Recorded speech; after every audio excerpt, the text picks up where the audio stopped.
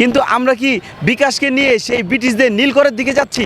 বাংলাদেশের যে mobile financial যেই সার্ভিসগুলো রয়েছে সেখানে প্রতিনিয়ত বাংলাদেশের মানুষ এই গ্রাহকদেরকে লুটপাট করা হচ্ছে।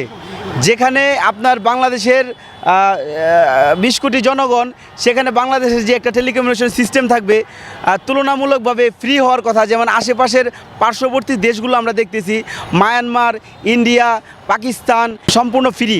আর যেখানে বাংলাদেশের ব্যাংক সিস্টেমগুলোতে আমরা লাখ টাকায় হচ্ছে মাত্র 10 টাকা চার্জ নেওয়া হচ্ছে, সেই জায়গায় বিকাশ, নগদ, রকেট আপনার হচ্ছে 1850 টাকা চার্জ নিচ্ছে।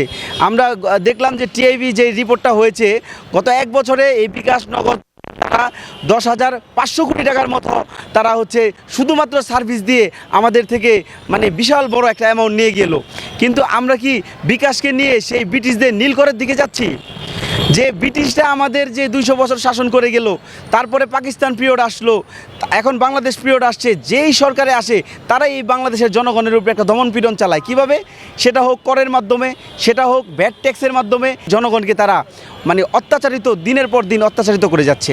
আপনারা দেখতে পারতেছেন যে আশেপাশে পার্শ্ববর্তী এই সার্ভিসগুলো ফ্রি। আমাদের এই যে আমাদের যে দিনে খেটে খাওয়া মানুষগুলো, আমাদের রেমিটেন্স যোদ্ধাগুলো, তাদের উপর একটা মরার উপর খাড়ার ঘা আমরা দেখতে পারতেছি।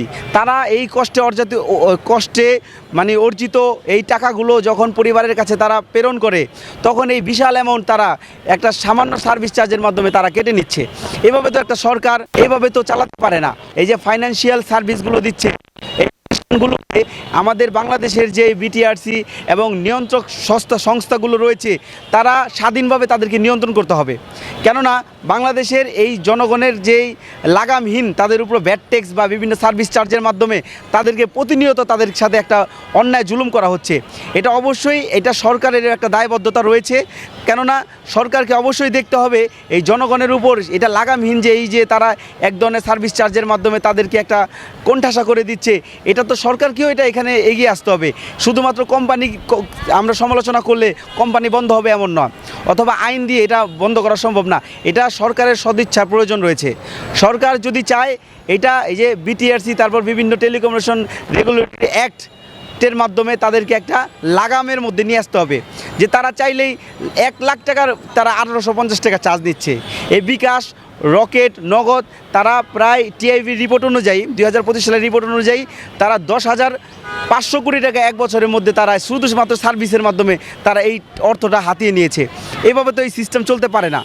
সুতরাং আমাদের একটি স্পষ্ট বার্তা যে বাংলাদেশ সরকার যেমন ভ্যাট ট্যাক্স অবশ্যই প্রয়োজন, একটা দেশ রান করতে হলে ভ্যাট ট্যাক্স লাগবে, তাই বলে এই লাগামহীন কোম্পানির সাথে এক হয়ে এই দেশের জনগণকে এইভাবে অন্যায় অত্যাচার করবে, এটা হতে পারে না।